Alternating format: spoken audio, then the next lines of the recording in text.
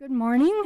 My name is Doris Meissner, a senior fellow at the Migration Policy Institute, and I'm very pleased to welcome you to this 14th Annual Immigration Law and Policy Conference. Welcome to all of you in the audience, and welcome to my colleagues up here on the dais, whom I will introduce more fully shortly.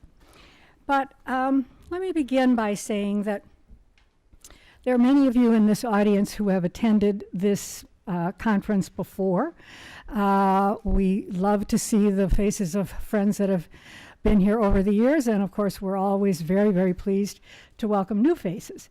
But those of you who have been here before know that it's become a tradition to start this conference off with a panel like this, which we refer to informally as the state of play. It's the effort to try to do an overview of the issues as they are unfolding every year, and to use that as a way of kicking off the more in-depth discussions for the rest of the day. But this year, looking at the state of play on immigration, I think we have to say and begin by saying that this is simply a very different year from any of the years that we've had before this. We now have experienced for the first time a presidential election where immigration was a top-tier issue. That has not happened before in at least modern times. And it was a candidacy where a presidential candidate who became president, of course, staked his campaign and staked his message on immigration, opposition to immigration, and rode that to victory. Now, it's not that we haven't seen anti-immigration candidacies before. We saw it in the 1990s with Pete Wilson in California, with Patrick Buchanan, but those efforts have never succeeded.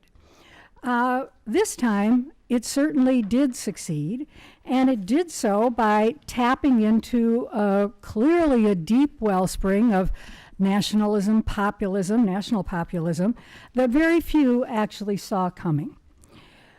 And that's, of course, not only been the case in the United States. That's been the case in Western Europe. We saw it in the Brexit vote. We saw it in the elections in France. We saw it very clearly just yesterday in Germany, where Angela Merkel has retained her chancellorship, but a minority, very anti-immigrant party for the first time made very important inroads and will have an influential voice in a national government for the first time in 60 years. So what we're seeing is something that is very deep. It is powerful. It is bringing forth an anti-immigration undercurrent, and it's been unleashed not only in the United States, but in other countries, particularly in Western Europe. So we need to take this seriously. We need to grapple seriously with what it is that's happening and really think about immigration deeply, and probably in different ways going forward. So in this new era, not only, of course, has this been an issue in the campaign in the United States, as President Trump came into office, he followed up quickly and very rapidly issued the travel ban, several other very broad-ranging executive orders, and has moved very, very aggressively to implement them. Except for DACA, which we'll talk about in more detail during this discussion, there really has not been any wavering from that campaign playbook. And in the campaign, this, of course, was one of the few areas of policy that actually was fleshed out. And that fleshing out has been driving the agenda of the administration in a way that is allowing the president to say one of the things that he really likes to say, and that is that he's keeping his promises. So the implications, of course, are sweeping. We are seeing fear and muscularity as an enforcement strategy and a way of governing. We're seeing a call for deep cuts in the levels of legal immigration, which has not been something that has come from a president, again, in recent decades in this country, through issues like deep cuts in refugees admissions, changing visa rules, signals about what might become of TPS programs. In many ways, there is an overall openness that the United States has had to the world, part of the U.S. brand globally of openness is being changed and set aside. Now, there's, of course, very, very strong pushback also. And that pushback has been immediate, it's been ferocious, and it's taking place at the same time that this agenda is being driven forward. We're seeing it in the courts, we're seeing it by cities and states at the local level, we're seeing it by other institutions, especially higher education, for example. Many civic players having become mobilized. We're seeing it in other countries, in the way that Mexico, for instance, has been pushing back.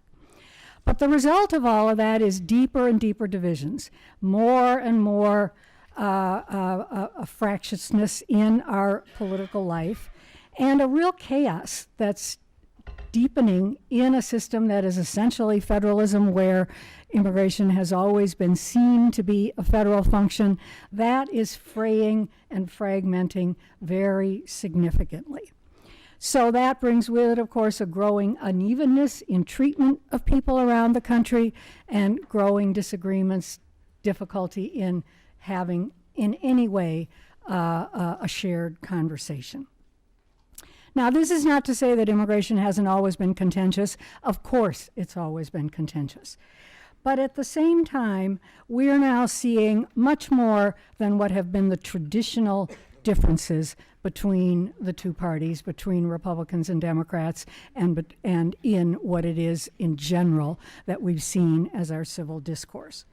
So we're at a point now where a basic consensus that we've had as a country, whatever the disagreements, that immigration makes us stronger, that immigration is an important attribute for us and for our strength as a nation, that is really in question at this point. Because what we have is immigration being presented and characterized as a threat, as a danger to our national well-being, instead of seeing it as an asset in the way the consensus has been for quite some decades. That's the backdrop then for our discussion today, for the conference that we're having, and that's the backdrop for this panel that we've assembled to, as I say, talk about the state of play. It's a terrific panel. Let me introduce to you Elaine Kmark, who is a senior fellow and director of the Center for Effective Public Management at Brookings. She's an expert on electoral politics and has worked in many presidential campaigns, was a senior official in the Clinton administration, and has worked in no less than 4 presidential campaigns, 10 nominating conventions. That's amazing. Next to Elaine is Arturo Sarachan, who is an international strategic consultant, former ambassador from Mexico to the United States, served as the ambassador during the presidency of Felipe Calderon. And I have to tell you that he's a career diplomat, and I remember, because we knew each other well during those years, when he started tweeting and was one of the first people to use tweets in the advancement of his diplomacy. And I want to say, Arturo, talk about unintended consequences. Do we owe it to you? I don't know. But in addition to that, Arturo, of course, is a highly regarded journalist and a commentator on not only Mexico, but things around the world and in the United States. Finally is Stuart Verdery, who's a partner at the Monument Policy Group, having basically created it in 2006 after having several senior positions in the Bush administration. He's a person that knows the Department of Homeland Security very well and has a deep background on the Hill, having served in the Majority Leader's office on the Judiciary Committee and as counsel to the Rules Committee. So with that, we're going to start. I'm going to start by asking a question to Stuart. Stuart, you may agree or disagree with what I said at the outset in terms of describing where we're at. But there is... Never disagree with the moderator. Ah, I see, okay. But there is a worldview that is now dominant, that is new in the leadership in this country. Talk to us about the degree to which Republicans on the Hill, Republicans in general, subscribe to it. So much of Trump's agenda depends on Congress. What can we actually expect from Congress? What are the dynamics that Republicans are dealing with on the Hill? How about these appropriations requests? Are we going to see deep cuts in legal immigration? Talk to us about how the Republican Party is dealing with this in the Congress. How much time do we have? Now, it's thank you, first of all, for having me. It's very timely, of course, and when you're I wrote up some notes last night, and all of a sudden we've got a new travel ban, so we'll talk about that, I'm sure. But as anybody would come to an event like this, an MPI event, knows immigration policy has a lot of different sub-issues. And I think the degree to which the Trump worldview overlaps with congressional Republicans probably depends a little bit on which issue you're talking about. There's some where there's significant overlap. Foreign traveler vetting, which has led to the travel ban. There's, I'd say, a consensus that more needs to be done with countries on passport security, on aviation security, watch listing and the like. And that's why we've seen, while many Republicans have been upset with the rhetoric around the travel ban, I think most of them have supported the idea that we need to do more. Interesting that, just in the last couple of days, new numbers have come out that shows that the number of travelers coming to the United States in the first half of the year did actually decline, which I think everyone was expecting. And what does that mean for people who care about the economy and jobs, the travel industry, airlines and the like? But there is a consensus we need to be doing more, and I think you'll see a lot of support for the new travel order that came out last night. Interesting, they did support the visa waiver program, which there's been a big debate amongst Republicans about, is that a good program? The word waiver doesn't sound very good, but I think most security experts, including those on the Hill, think it's one of our best carrots to increase security around the world. There's also consensus that we need to go ahead and implement the exit part of entry-exit. The entry part's worked very well. The U.S. visit program, the exit part is still in progress. Probably is going to be coming over the next 18 months. Same thing on interior enforcement, which is obviously super controversial on the left, but Republicans generally think we should be using state and local law enforcement and, of course, ICE to increase removals. Where there's less consensus, I'd say, is on what we should do on permanent immigration. You see the Cotton Bill, which would, as Doris mentioned, would cut legal immigration quite a bit. I don't think most Republicans are there. There's certainly some, but I think it's a 50-50 at best. And then the unfortunate area where I'd say Republicans have kind of had some backsliding over the last couple of years is on the high-skilled side, where it used to be that was the area of immigration most congressional Republicans were highly supportive of, and that has definitely shifted to a more nativist, protectionist sentiment over the last couple of years, which is really unfortunate, kind of looking at immigration as a zero-sum game. And then there's the wall, where I'd say most members in Congress who actually are on the Judiciary Committee or the Homeland Security Committees aren't supportive of spending that kind of money on a giant wall. They'd rather spend it on interior enforcement, on E-Verify, on traveler vetting and the like. But if you're not on those committees and you're just kind of doing immigration as a dabbler, then it's probably a pretty good idea. It's a good political idea for you to talk about. So we can talk about the politics of immigration and campaigns if you like, or I can hand it back to you. There's obviously so much to talk about. You may get into the politics of it for a second? Well, sure. I mean, I guess I'd say every House member, you can't get elected without having a position on immigration. If you're in one of the few swing districts, California, some of the districts have been set up in other states, you've got to have a more moderate position. That's why you always see these 10 or 12 members that are kind of trying to stake out some middle ground. But most Republicans are in districts where you're more worried about the right. In a primary, everybody remembers what happened to Eric Cantor who was no softie on immigration, but got drummed out of office either because of that or seemingly because of that. And I'm guessing if you gave truth serum to House members, maybe 1 in 3 would be true hardliners like a Steve King or Jeff Sessions. Maybe another 40% talk a tough game on amnesty, but really wish they could support a comprehensive bill if it was kind of an anonymous vote. And maybe 20%, actually believe in a comprehensive bill akin to the bills that were kicking around Congress the last few years. So, I mean, that's the dynamic. And eventually, we'll come back to this, I'm sure, about DACA and what gets added to it. The speaker and will have to come up and figure out what is the rule he needs to abide by. Is this going to be a Republican +1 vote? Or is he going to allow a bill to pass that maybe has a minority of Republicans that would move something forward on DACA and border security? So I'll leave it at there for now. I think talking about the funding, especially for DHS, is a good issue we can return to, but I'll leave it there for right now.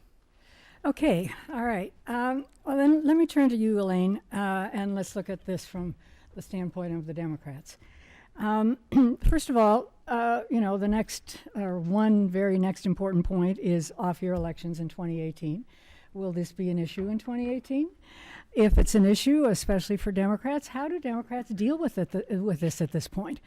The 2016 campaign was basically put together on the supposition that the large cities, immigrant communities, minorities would constitute a national majority in the way that was the case for the Obama coalition.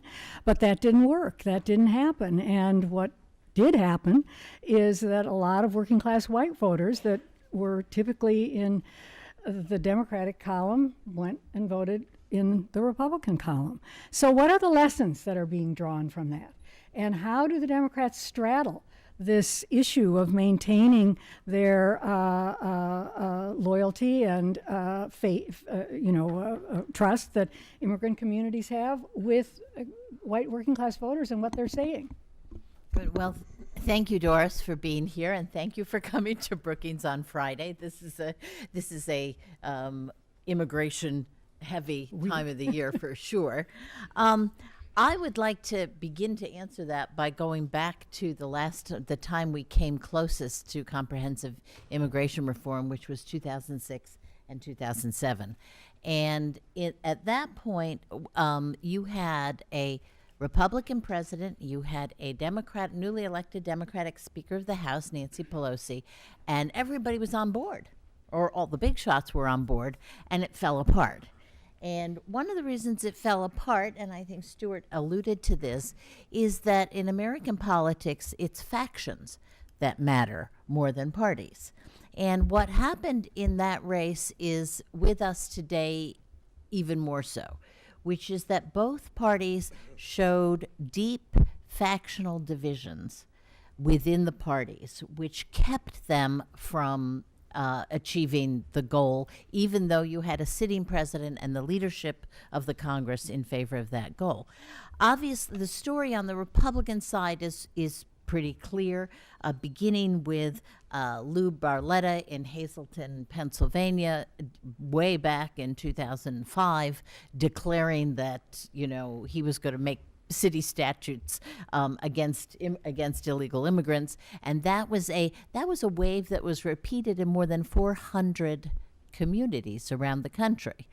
And it was a wave that frankly got missed by the Republican leadership 10 years ago because they didn't see this coming. They didn't see the intensity of a portion of their base on immigration reform, and they plowed ahead unsuccessfully because what happened was the base woke up the members of Congress and they said, oh my God, we can't go forward with this.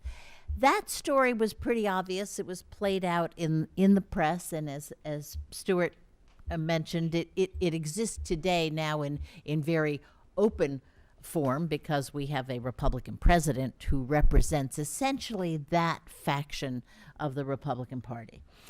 Less well known is the Democratic story, okay? And their factions play a role too. And I want to read you just a section from Karl Rove's biography of his years in the White House. He's talking about a Democratic House retreat in Williamsburg, Virginia in 2007, again, where everybody thought they were going to do immigration reform, and President Bush had gone there to get the Democrats. And Rove says, after the president spoke, Congressman Luis Gutierrez made an impassioned plea for moving forward on immigration. He received spotty applause. I was sitting off to the side. Between Gutierrez and me was a table of senior African-American members, including the new Judiciary Chairman John Conyers and the new Ways and Means Chairman Charlie Rangel. Few at this table applauded, and some shook their heads no as Gutierrez talked. Now, what was happening then is reflected in a Pew poll that was put out sometime later, or actually around the same time, where when you polled Democrats and you divided them into disadvantaged Democrats versus other Democrats, so in other words, working class Democrats and poor Democrats, guess what? The Democrats looked like Republicans. They looked like that piece of the Republican base. Now, if you were to go to a group of leaders today in Congress and say, oh, do the African Americans and the Latinos, are they together on this? Everybody would say, oh, yes, of course. Well, frankly, that's just not right. Okay? It may not be as obvious, as pronounced as the factional divisions in the Republican Party, but there are factional divisions in the Democratic Party. Many of those Democratic white disadvantaged voters temporarily left the Democratic Party in 2016 to vote for Donald Trump. I think on economics and stuff, they may still come back, but immigration is not the issue that's going to bring them back, that's for sure. One final note is that I've been in politics for a long time, and as long as I've been in politics, the Democratic Party has been talking about the vaunted Latino vote, as if it was the African American vote. It simply is not and is never going to be. And that is something Democrats have to get over, frankly. The Latino vote is a small percentage of the national vote, and it is not nearly as democratic as the African American vote. The African American vote is over 90% Democratic. It is a strong, strong vote. African American women run the Democratic Party, frankly. Okay, and African American women are 94% of the vote. Okay, I know as a more than 20-year member of the Democratic National Committee, when the Black Caucus says do something, we all just do it. It is a recognition of the power of that base within the Democratic Party. The Latino vote this last time with a man at the head of the Republican ticket who was really, really against immigration and really kind of a racist, equal opportunity racist to everybody. That vote was 69% for Clinton among Latino women, 63% among Latino men. It is simply not the same vote, and it's simply, I don't see it becoming the same vote, although Donald Trump is certainly doing his best to try to up those numbers, okay? So I think that going forward, we have to be realistic about both parties. Okay, and be realistic about the politics within both parties. And I'll close there. There's lots more to say about that, about primaries and things like that. But let's keep the discussion going. Very good. Okay, thank you. Thank you very much. Okay, now, Arturo. Mexico really was in the way of a double whammy because although we're talking here about immigration, if there was any other issue in the campaign that was the bête noire, it was trade, and Mexico, of course, was on the receiving end of both the trade and the immigration doubling down. So could you tell us how this is all being viewed now in Mexico? I mean, there isn't quite the daily barrage that was taking place a year ago, but Mexico is very much in in the limelight on issues like the wall and DACA, et cetera, but also NAFTA. You're in the middle of NAFTA negotiations. I think Mexico probably would like to talk some immigration. The U.S. certainly doesn't want to talk immigration. How is that working out?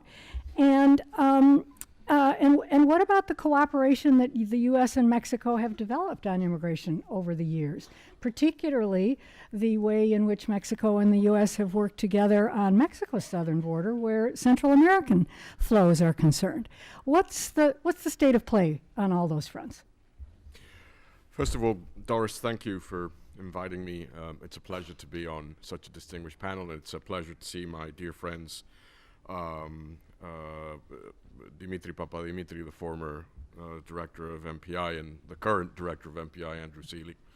I could go on for hours on this issue, and I'd love to discuss some of the domestic components of this, because there's a lot at stake there where Mexican American and Latinos in general play a role, and I may have slight disagreements on how the Latino vote plays or doesn't play in this, but let me start with your question as to how does Mexico fit in all of this. And obviously, as I said, Mexico was the political piñata for Donald Trump, because in many ways Mexico bore the brunt of three of the most prominent electoral issues that Donald Trump put out there. National security, the wall; trade, the worst deal ever, NAFTA; and the xenophobia and nativism that emanates from the White House today, which obviously had an impact on immigration and the bad hombres and the rapists and the thugs that we send across the border. So all of this put Mexico in a way in which it had never been in a presidential campaign. During my many, many years as a U.S. hand in the Mexican Foreign Service, and of course my 6 years as ambassador, I would get sort of governors and mayors and politicians in Mexico saying, "Oh, Ambassador, aren't you offended that Mexico being so important to the United States never comes up in presidential campaigns?" And I said, I don't want Mexico in presidential campaigns, and 2016 shows why I didn't want Mexico in presidential campaigns. To say that the campaign and that the first 6 months have had an impact on Mexican domestic politics and Mexican perceptions of the United States is the understatement. A Pew poll that came out a few months ago on global perceptions of the United States and of the current president, no surprise, you don't need to be a rocket scientist or the most sophisticated pollster. No surprise here, the country where you've seen the most precipitous drop of favorability perceptions of the United States is Mexico, by far. 82% in Mexico have today an unfavorable perception of the President of the United States, and 73% have an unfavorable perception of the country. People still, they're still, simply because of the dynamics of having a 35 million Mexican-American diaspora in the United States, Mexicans have become much more nuanced in their appraisals of the United States, and you can see it today. They do distinguish between Donald Trump and Americans in the US in general, but it has had a profound impact, and it's constraining the maneuverability of a Mexican government in its engagement with the United States on a host of issues, starting with what Mexico and the United States started doing in 2014 when we had this big uptick in the number of unaccompanied minors from Central America showing up on the US-Mexico border in the summer of 2014, which is when Mexico decided to start working with the United States to try and prevent and deter this in ways that I think strategically made sense. But as the son and grandson of refugees on both sides of my family, also in violation of a number of precepts that I think Mexico should be observing regarding some of these Central American migrants when it comes to refugee and asylum claims, because even though there's a difference, most of the Guatemalans coming over come from rural areas and are economic migrants. The ones coming from El Salvador and Honduras are basically urban and are fleeing the violence that is being unleashed by the Maras and the transnational organizations that are using Central America as a new launching pad of the huge uptick this is a surge in production of cocaine in Colombia over the past 2 years. So there are many voices in Mexico, as you know well, Doris, that today are saying, well, Mexico should reevaluate what it's doing with the United States to prevent these flows of Central American migrants coming through Mexico on their way to the United States. There's been this whole debate, as a diplomat who worked for 20 plus years, underscoring that given the uniqueness of the Mexico-US relationship, the last thing both Mexico and the United States wanted and needed to do was to link thematically the agenda. That means that if you had a disagreement, say, on exports of Mexican tomatoes to the United States, you wouldn't link the solution of that to steel or cars. Forget about immigration or security, because the relationship was so complex that if you had a disagreement in one specific area, you didn't want the rest of the agenda to bog down. Well, the seismic shift that has occurred now in Mexico is we need to link the agenda, because by linking Central American migration, transmigration through Mexico to the United States, that is one of the ways that Mexico can sort of level the playing field with the United States on whether it's the wall or on the renegotiation of NAFTA. So one of the dangers of what has happened these past months is that Mexico is now willing, it hasn't done so yet. Some of us have criticized the government for not doing that and rolling that strategy out, but one of the things that is at play is that Mexico may start saying, okay, you want to impose 20% tariffs on Mexican exports to the United States, or you want to continue your Sinatra doctrine of my way or the highway approach to NAFTA negotiations. We're going to start linking these other issues, whether it's security, whether it's how we share passenger, air passenger lists with our U.S. counterparts to ensure that someone on a wanted list or on a watch list does not shop for a visa, say it was denied to come into the United States, and then he or she tries to come into Canada or Mexico to be able to enter the North American airspace. In Mexico and Canada, since 9/11, have been working with our U.S. counterparts to ensure that we're sharing that intel and preventing people on watch lists from coming into the North American domain. So there's a lot of these issues that could start unraveling and could have a profound impact on the well-being and the security of the United States. You have to figure that for the past 30, 40 years, the U.S. has had the blessing of having a neighbor to the south that is an ally, that is a partner, and that has provided security in a very convoluted international arena. And all of this could be up in the air.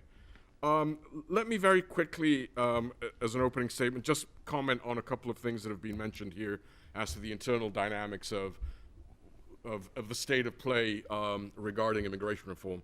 Number one, I think we have to be very careful, because even though many criticize President Obama for taking the tack of going down an executive order route to implement DACA, many people forget, and this is relevant to the discussion of whether we're going to see something on Capitol Hill regarding DACA in the coming months before March. Don't hold your breath. The last time that Congress debated the DREAM Act, 2010, remember President Obama decided to go the executive order route because the DREAM Act failed on Capitol Hill. Republicans overwhelmingly voted against the DREAM Act in the House. It eventually passed the House with some Republican and Democratic votes. And then it got filibustered by the Republicans in the Senate. And the dynamics at play, tribal, partisan, subgroup inside each of the parties, because of the way that immigration became a third rail of the 2016 GOP primary, that hasn't changed tremendously. So I would not hold my breath and expect Congress to magically do what it has been able to do for the past years, even on DACA. The second thing that I think is relevant is that both parties are to blame. Both parties have had a role to play in previous bills, whether it's been the comprehensive approach or whether it's been the cutting up the sausage in small pieces approach, have been responsible for comprehensive immigration reform failing. The bill that you mentioned, Elaine, in 2006, 2007, well, yes, the Republicans bucked a Republican president, but I watched the leadership of the Senate badly bungle the strategy of forcing a vote. Senator Reid decided to let Memorial Day weekend come up without forcing members to say that Friday for a vote.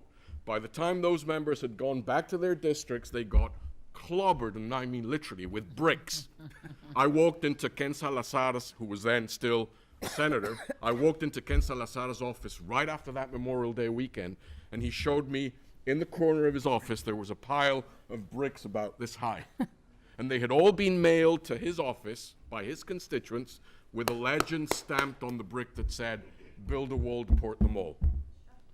That obviously challenged those Republicans that were in states like Colorado who were on the fence, or Republicans who were thinking of supporting the bill and their president, and when they got clobbered that Memorial Day week-long recess, they came back to D.C. and told the leadership, we can't vote for this.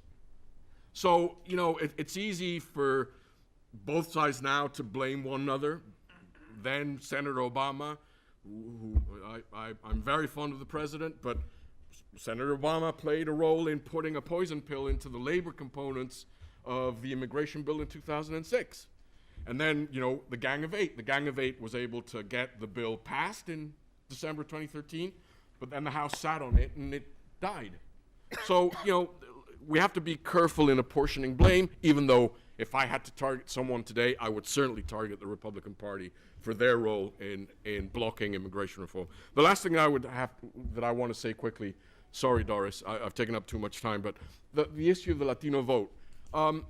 You're absolutely correct, Elaine. The numbers that you reflect and the way that the Latinos have supported either Democratic candidates, Democratic primaries, the positions within the Democratic Party.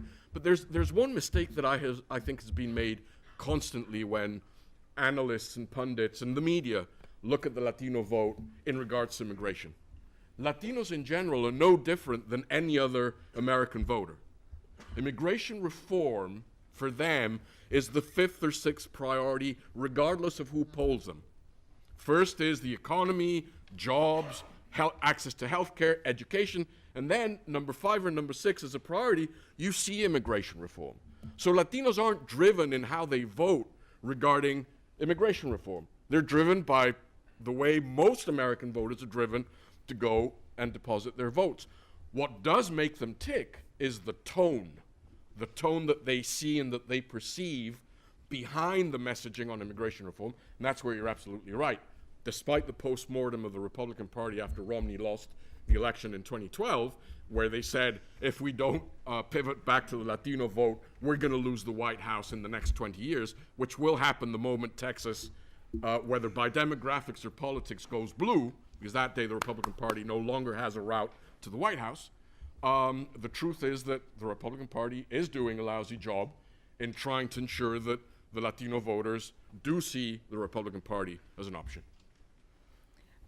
Okay, a lot of issues on the table. The one I want to pick up on right now is DACA, because until yesterday with the new travel ban coming back, still DACA I think is the biggest issue that is so fraught and so interesting right now, particularly in light of the things that have been said here, and that is because DACA, among other things, is really the first break in the fortitude that the administration has had to pursue its agenda. I mean, there's no question but that the president himself has been ambivalent about this issue and has found it a difficult issue. So, Stuart, I want to put you on the spot here to start with in terms of DACA. I mean, how realistic is it that there might be a deal, given this burst of bipartisanship, you know, that we saw, and given the fact that the president is struggling for victories with Congress, how likely is it that they can come to an agreement? What would be the agreement that could work? What would be the mechanism to actually get it passed? And would the base ever forgive him? So that's all you want to know, just that? Okay. Wow. It's I think that there probably will be a deal, but it is going to be extremely tricky. I always think of immigration reform as kind of, remember the game Jenga, where you pull the blocks out of the thing and it falls over eventually? Immigration is like reverse Jenga. Like the more blocks you put on, the more likely it is to tip over. And so, I think the question will be, can they come up with a somewhat limited package of things, DACA or DREAM Act or something in between those two, plus some enforcement measures that the Democrats are willing to swallow. And that's where I think the most interesting thing is, the enforcement measures that were in the 26 bill, 27 bill, 2013 bill, in theory, the Democrats support those, but I don't think they support most of them now. They're not going to be supporting ICE and border fencing and interior enforcement and these kinds of things, E-Verify. So what is it that they could live with that would get enough Republicans to be willing to stick their necks out and say, this is a good deal, I'm getting something for something? So we'll see. I think there's also obviously the question of the rights of the DACA or DREAM Act recipients, particularly in terms of sponsoring their parents for citizenship, which will be a very hot button issue for many Republicans, and Democrats presumably are not going to want to give on that as a matter of principle, but I think it may be required when push comes to shove. And obviously the president has somewhat undercut the leverage by hinting he might not go through with the threat to shut it down if Congress can't come up with something. And I think the National Review had a pretty good headline, said, are you holding the hostage, shooting the hostage, or releasing the hostage? Please pick one. It's not my line. It was National Review. So again, I think this is like everything with immigration. In some ways, it's kind of a tug of war between the left and the right as to if you think of kind of what is a moderate compromise. The ball in the middle of the rope as they pull it along. If the left's super complaining about enforcement stuff, then maybe the right thinks it's better. And if the right is complaining about how generous the DREAM Act is, maybe the left is okay with it. So in some ways, it's a positioning game. I do think that many Republicans, including the president, do not want a scenario where come March, you've got people who have gone through a background check, are productive members of society, are literally walking out of their workplaces or walking out of their universities. No doubt the press would love to find these stories and make them cause celeb, but that is a image that many Republicans do not want to have happen. Would this have to happen on an appropriations bill, or can you see any other way for it to happen? I think it's likely to be part of a larger package of things at the end of the year, along with the debt limit, appropriations, other things. I could see the Senate could pass a bill pretty easily, a compromise bill, if McConnell wanted to put it up for a vote. The House, though, I imagine is only going to do this, having gone through some regular order with Ryan, but then probably dumping it on a larger bill.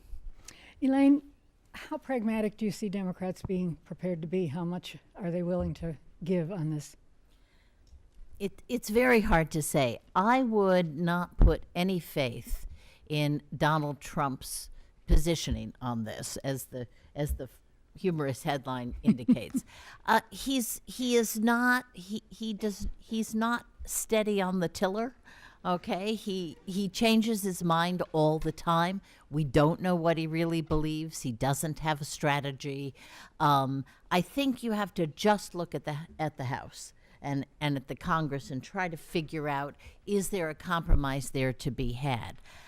My gut tells me no. My gut tells me that Democrats see no advantage in getting to some sort of compromise with the Republicans if it violates their core beliefs, because they have put their lot in moving towards a solid coalition with the growing Latino majority in the country. So they're not going to want to undermine that unless it's a really good deal, and I can't see any really good deal for the Democrats that wouldn't cause a huge Republican backlash. So that's the problem. I mean, you saw it in reaction to the first quote bipartisan deal, which was on the debt limit with Pelosi and Trump and Schumer.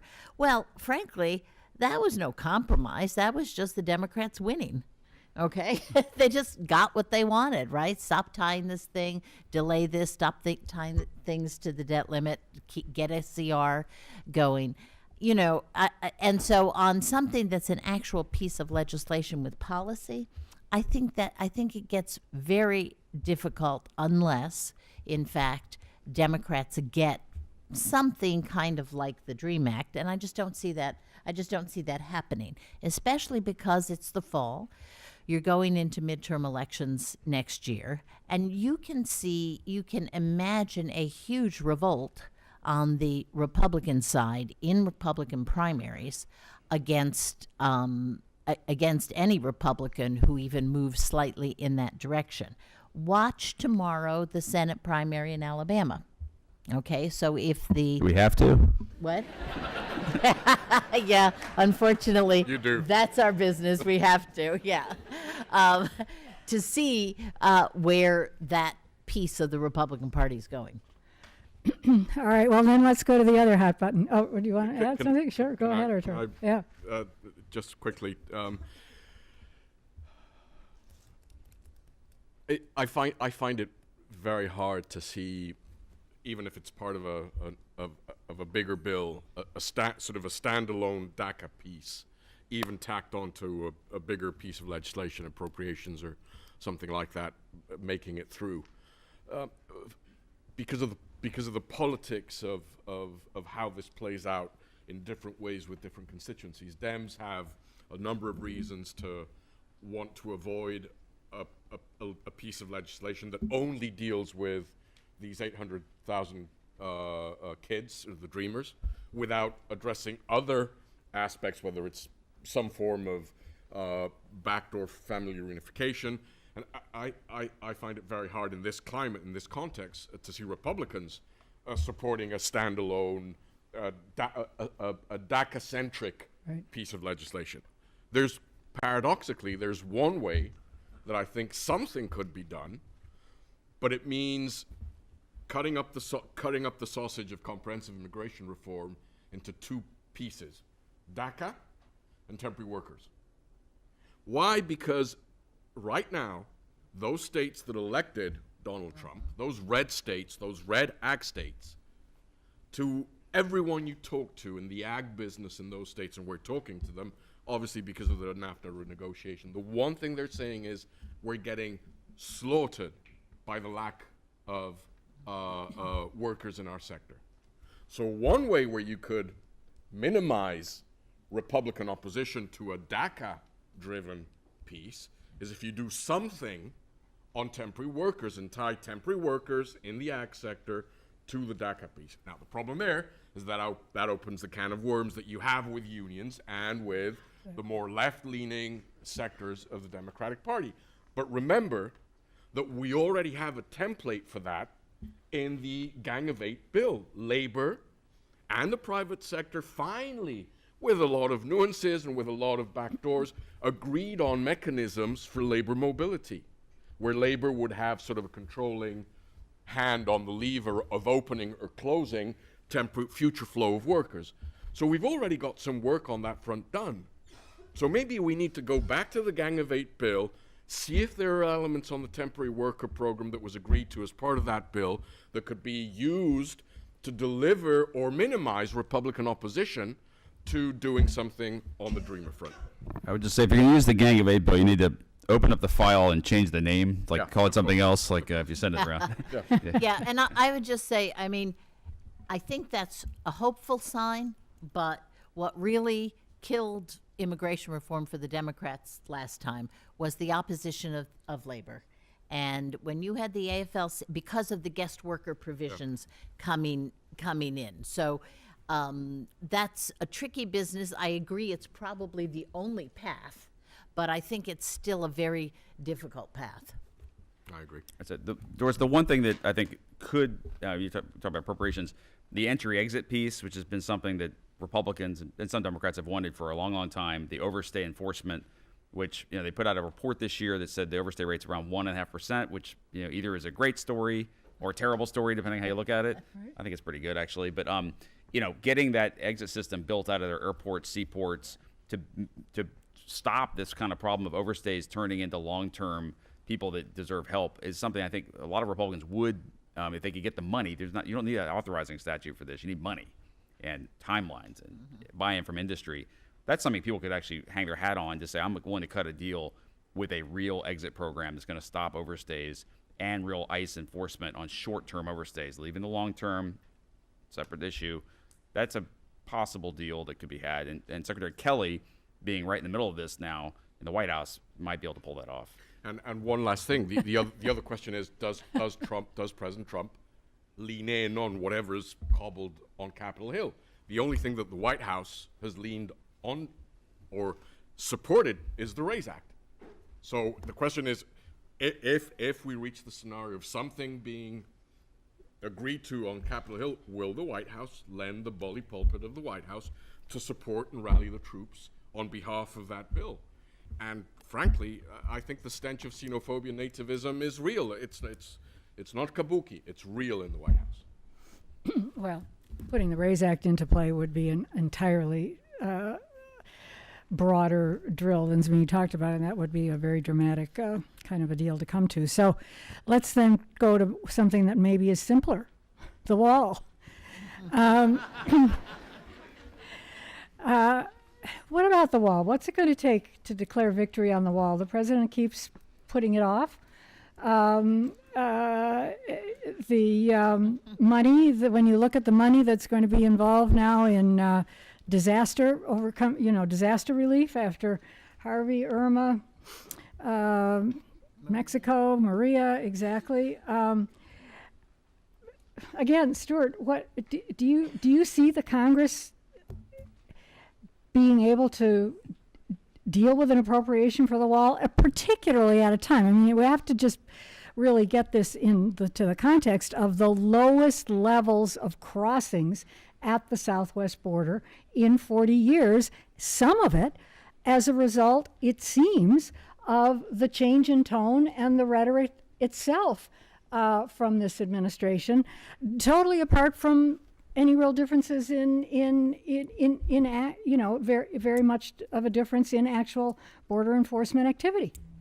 Now, the only agreement you'll get on the wall is it was a great album by Pink Floyd. No,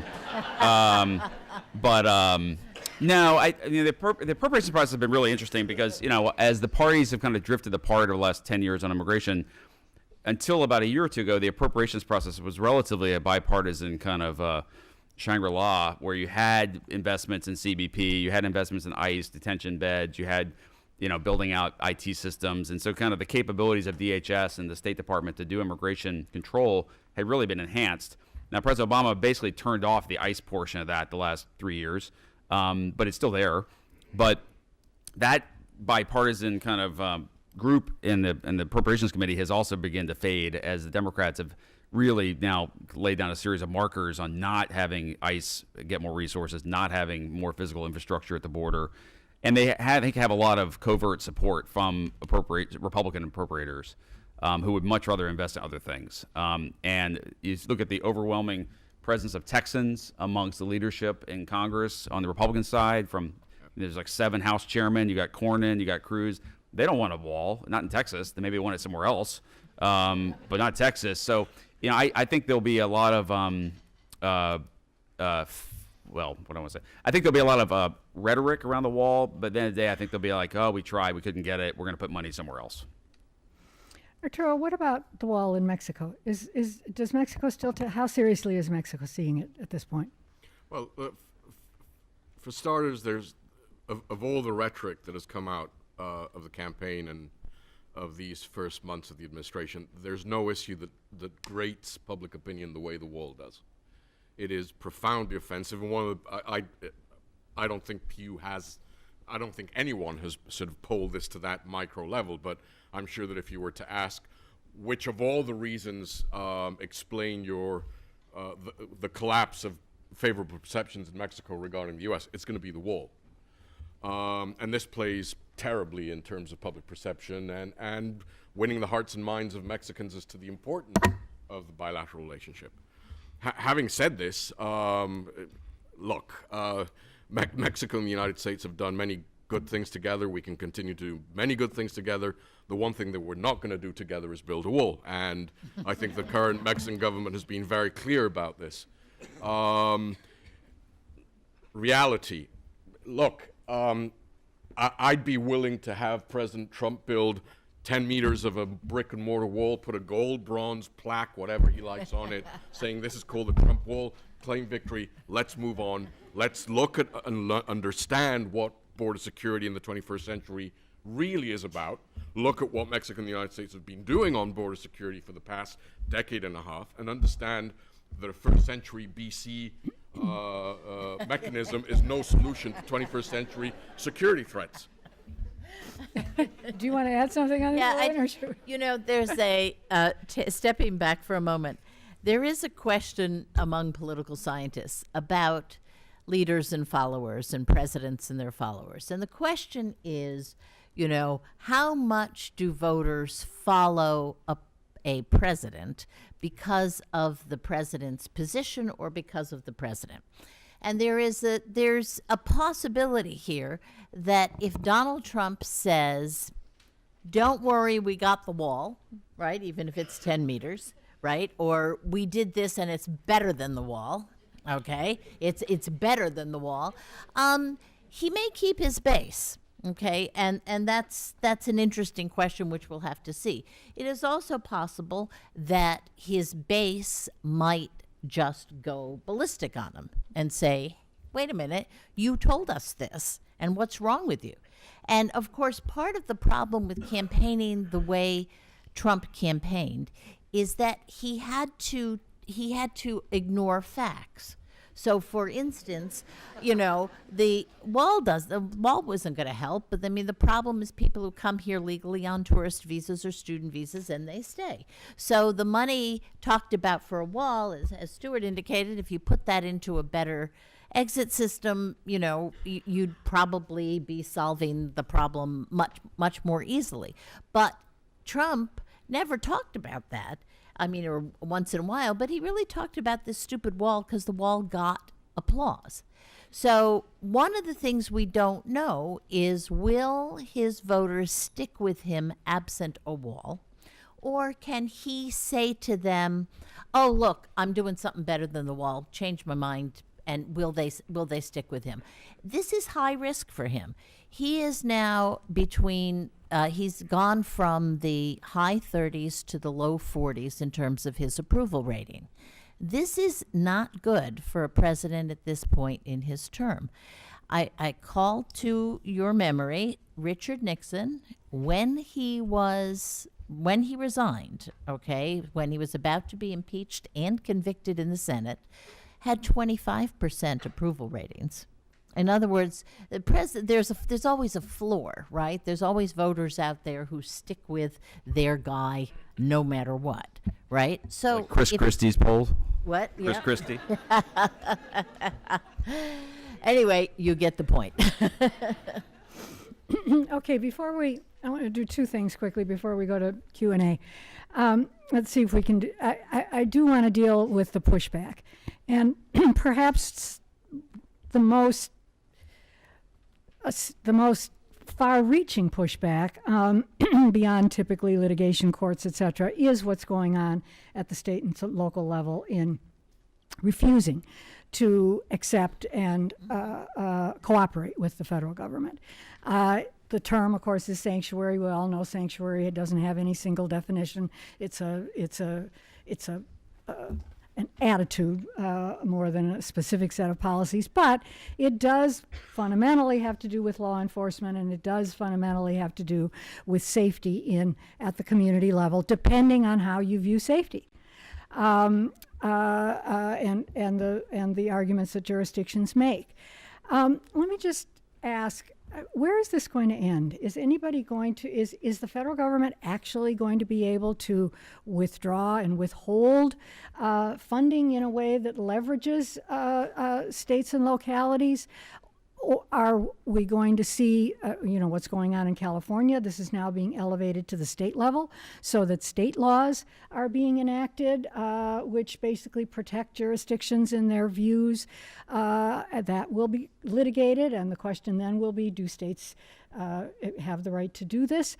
What do you see down the road in terms of this incredible reaction that's taking place? Go ahead, Elaine. Yeah, I think we have to understand that this is a big, major federalism and constitutional question coming up. The last time we saw something similar was when Hazleton, Pennsylvania, and a lot of small communities tried to make their own immigration policy. The courts universally said no, that this is federal government jurisdiction. You can't do that. Okay, so my guess would be that if we had another, as we're seeing, another round of pushback at the state and local level, that this is going to work itself out through the court system. If I had to guess right now, I'd say the courts would say, look, this is a federal issue. Okay, it's pretty clear that this is a federal issue, although certainly some of you bright lawyers to be may come up with better ways to dealing with the constitutional issue than this old political scientist can up here. So there may be other ways to do it. But I think this ends up in the courts. It is a classic federalism issue, and we're in a period where we're seeing a lot of federalism issues. Marijuana legalization being the one that is really affecting a lot of people and a lot of states, where we've got states in the United States going ahead and making laws and setting up businesses that are absolutely contrary to federal law. So you've got, and you've got an enforcement question too. You've got, of course, prosecutorial discretion. And so under the Obama administration, they laid off the states that were busy legalizing marijuana. This administration says they're not going to do that. And of course, you see the same pattern playing out in immigration questions too. It's a very interesting time for constitutional scholars, for sure. Any other thoughts on sanctuary? We've been talking about Congress and we've been talking about the federal government, but the battle lines, whether it's on sanctuary cities, whether it's on DACA, are going to be fought and won or lost at the local and state level. That is where a lot of members of Congress are going to be looking for support or opposition to their positions. Yes, whatever happens here in DC and in think tanks like this one will play a role, but it's really at the local level where we're going to have to focus a lot of the attention, where a lot of the political capital will have to be expended, and it's going to be mayors and governors and local races and local constituents that I think at the end of the day are going to tilt the battlefield in one way or another in the coming months regarding both sanctuary cities, DACA, or any other immigration-related issues. Well, I kind of assume that both the sanctuary city issue, as it eventually makes it way up the courts, and also the travel ban issue, which I think is probably going to be mooted in the Supreme Court for this time around, but the new ban or the new order that came out last night will probably be challenged as well. Like many things in American society now, basically we're governed by Justice Kennedy, and I assume both of these will probably come down to what he thinks about both of these. I expect that he'll probably end up siding with the states on the sanctuary city issue and the funding issue, and probably with the administration on ability to set rules for entry. Very interesting. Okay. I'm going to ask one final question, but I'm going to tell you that it's the final question so that you can start to line up for or think of the questions that you might want to ask to the panel. The final question is this. Where we started out in terms of the basic consensus that we've had as a society that immigration is a positive vis-a-vis the real change now that it is a threat and a danger to us as a country. Are we going through an aberration, or is this a real turn in the road that is the future? Stuart? That's a good one. I think there is a real questioning of this, not just in the United States, as you mentioned, but in many, many countries on the world. You've got joblessness issues all over the world with mechanization of society and all these other things that are making it hard for low-skilled workers to have a future. So I think we're at a real tough thing. The elites versus the flyover country debate is not going away. I saw that Axios had a very interesting piece today about kind of the job prospects for people who don't live in Austin, Seattle, San Fran, or are lobbyist types. So I think it's here to stay, and I think it'll be for all the talk about Trump's miraculous win last year, and obviously it was very unusual. I mean, he did lose the popular vote, and he kind of drew a straight flush on the Electoral College, and that probably won't happen again to any candidate. So, I think the demographic changes are still problematic for Republicans, and they ought to be very careful about how they side on this issue. Arturo? I think there is a tectonic shift in perceptions regarding immigration in particular, and it's not, as you say, Stuart. I don't think it's the sole province of the United States. You're seeing it elsewhere. The German elections, we've seen how that has played out, and the fact that we have, for the first time, a hard right party making its way into the parliament, and this is an issue that has fed the political electoral processes of a lot of European nations in the past 2-3 years. I think there is a shift on two levels. First is immigration being questioned as a net positive for society. It's not generalized. You see places like Canada that seem to be able to deal with this in enlightened, holistic ways. I would plug an infomercial here for the fact that temporary worker programs can work. Mexico and Canada have had a temporary worker program for 35 years in the ag sector. Yes, it's a sparrow's fart in a typhoon. If you think of 35,000 workers that go back and forth between Canada and Mexico every year to the 5 million Mexicans who are undocumented in the United States in terms of the size and the challenge, but it proves that these mechanisms can work, and that countries that have been able to create a consensus regarding these policies can more or less maintain the debate in sort of in the center of the ideological prism. But there's also, I think, an important shift, because the U.S. electorate has become so much more sophisticated about the issues of immigration. Remember when we started back in 2000, when Mexicans and Americans and the Mexican government and the Bush administration started talking about comprehensive immigration reform, we were a few voices out there banging our drum on the whole enchilada. And the fact that we called it the whole enchilada was because we were trying to come up with ways to communicate a very complex negotiation that had 5 or 6 key components that needed to be locked in to be able to guarantee an agreement.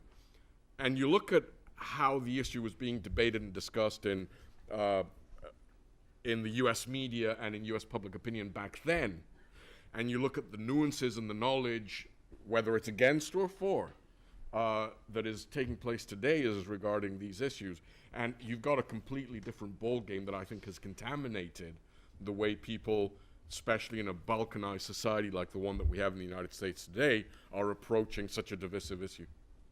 How about? Okay, You so think, Elaine? I'll make the different point. I think this is an aberration. I think in the United States this is an aberration. I think it's generational. I think we will look at Donald Trump as the last gasp of people who are really unhappy with the fact that minorities and women have ascended into positions of power and authority in American society. I think we're different than Europe in this respect. Europe is actually facing a really traumatic experience because you can get there from that whole part of the world, Syria, the Middle East, that is falling apart. Okay, so I think Europe's got a whole different situation than we do, even though it looks the same and it sounds the same. I think this will go when Trump goes. I really do, and I think Trump may go, and I think Trump may go before 2020. I love it. I really All right, questions. There are microphones in each of the aisles, and so line up and we'll take questions. All right, well, let's start over here. Father Ippolito from Catholic Charities Immigration Services in Raleigh, North Carolina. Mr. Ambassador, a quick question. There's an obscure movement afoot by the Department of Homeland Security to get the Mexican government to take back all immigrants entering the United States illegally, not just Mexican nationals. What would be the position of the Mexican government on that? I'm glad you bring this up, because this shows how much the landscape has changed as a result of the last year and a half of American politics. We heard and we saw some of this when this current administration started signaling some of its immigration priorities right before then Secretary Kelly and Secretary Tillerson's first trip to Mexico. And the Mexican government plainly said, this is unacceptable. Mexico will not take in deportees other than Mexicans. But I think it's relevant because it points to how much this has shifted. When in 2007 and 2008, for those of you who are in the arcana of immigration policy and politics, you might remember there was discussion as a way of sort of bringing in the hard right on some form of legalization for those 11 million in the United States. There was discussion about the touchback clause, which was basically this. Those 11 million, 11.5, 12 maybe then, that were in the country without papers had to leave the United States and then come back legally for them to then have some form of legal status. It said nothing about citizenship, but it was a way of ensuring that that stock of 12 million people that were here without papers at the time would come back into the country legally. What shows how much this has changed, the landscape between Mexico and the United States has changed, is that back then, we saw this as an opportunity. Mexico, at the time, with the Bush administration and then the Obama administration, had been banging its drum that co-responsibility had to be the paradigm of how Mexico and the United States dealt with a number of issues. We put it on the table because of drugs and thugs, but it also obviously related to immigration. And some of us said, we have an opportunity here. We offered key members of the Hill that Mexico would be willing to take in 11, 12 million people from all over the world across the border, so they didn't have to go back to the Philippines or China or India. They cross over the border to a Mexican city with a U.S. consulate. You, the U.S., would guarantee that you would process those individuals as they came over in 24 to 48 hours, and then they could come back across the Mexican border into the United States. That was a way of us saying that the larger piece of comprehensive immigration reform was so important that we would allow 12 million people to cross into Mexico, processed by U.S. consulates, and then allowed to re-enter legally the United States. That today is off the table. Any Mexican government president, government official that puts that on the table today in Mexico is political toast back home. Over here. Hi, thanks. Yagana Torbatsi, I'm a reporter with Reuters. This question is mainly for Stuart. The administration has offered sort of a justification for this new version of the travel ban, both on Friday and yesterday in their phone calls with reporters, saying that these countries that are on this list didn't adequately provide information or have other cooperation agreements with the United States regarding the identity of their citizens. This just sort of struck me as maybe a new argument or something that I hadn't really heard before as being an issue. And I just wondered if in your time in government this was seen as an issue in terms of verifying people's identities, and then also how does that work with countries where we're taking in maybe some of their dissidents, especially sort of authoritarian countries like Russia, China, Iran. How does it work in terms of requesting information from those countries to verify their citizens who may not want a lot of information to be given to those governments? Thank you. Given the time, I'm going to take the other two questions and then we'll answer them all together, okay? Great. So you do the question and then we'll do the answers. Sure. My name is Esra Orch, and I'm an economist at USCIS, and this is really for everybody. As I sat here enjoying the discussion by the panel, and I thought about all of us here, I thought how nice it is that we all have the tools to understand the discussion at this level. And I've seen several polls come out recently about how many people may be lacking in understanding, and these are all voters who come to vote for their politicians. And even actually in the discussion of bases, it's funny because they sound almost static as I hear some of you talking about them, as though people aren't fluid when they have different information and more information. So my question is, who do you think bears the responsibility of pushing some of the information or some of the limits where people may not have all the tools needed to understand a really, really complex issue like this? Thank you. Chris Ramon with the Bipartisan Policy Center. When talking about with the deal that we've been talking about with a DACA fix, nobody's been mentioning the RAC Act, including the one that's about to be introduced in the Senate by Tillis. how do you think that would change the calculus for a negotiation deal and for a lane? I think with Democrats, I think you have to understand the difference between interior and exterior enforcement in terms of the contours of those deals.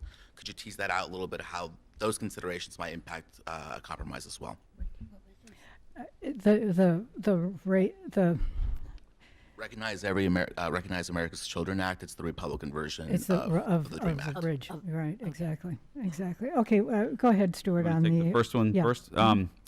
So yeah, the administration is definitely trying to add a new requirement for countries on what they do to cooperate with us on vetting travelers. So traditionally, we would, the visa waiver program, which was 38 or so countries that have met our very strict criteria on working with us on watch lists, air marshals, traveler documents, counterterrorism protocols, information sharing, the whole panoply of things. And if they do all these very high-level security things, then we offer them visa-free travel. It's kind of the gold standard for how we cooperate with countries. But if you weren't in the visa waiver program, we really didn't ask anything of you, and we did it ourselves. We tried to figure out who the individuals were from Chad or South Africa or Philippines or wherever.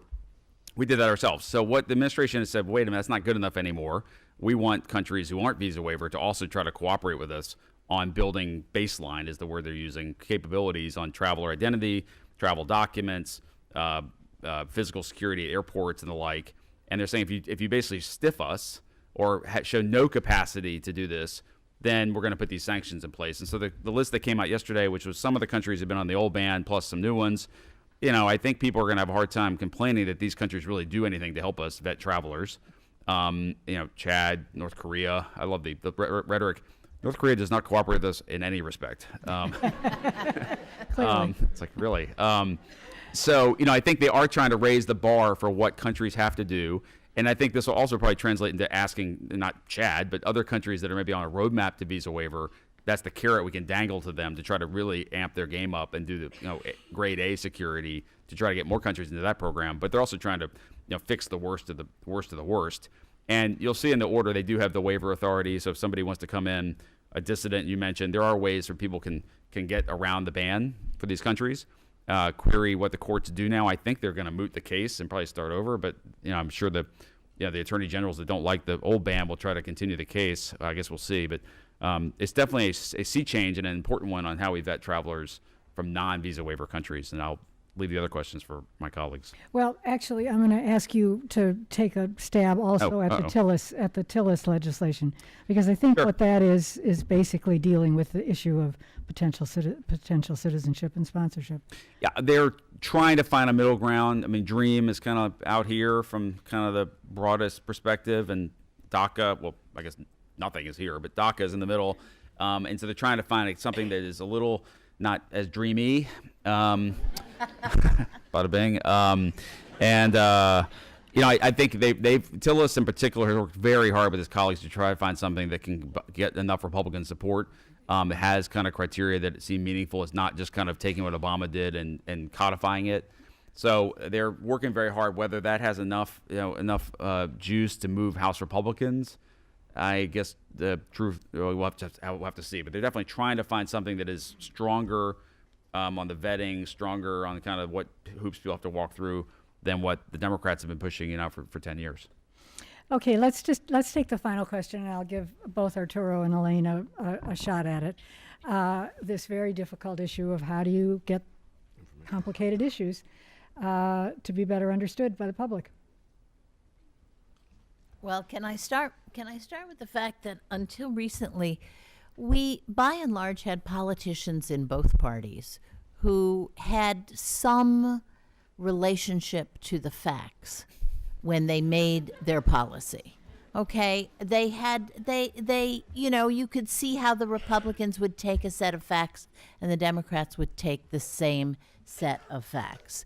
We entered in the 2016 election into a world where outright lying was incredibly prevalent, and there was no regard to facts, which is one of the reasons that, particularly on these set of issues we're talking about here, President Trump is having such trouble implementing them, is because, in fact, they don't jibe with a reality that makes any sense, and the people in Congress know that.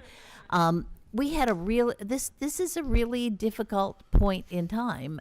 One of the questions Doris wanted me to address before we came here was, you know, what do we learn from the 2016 election?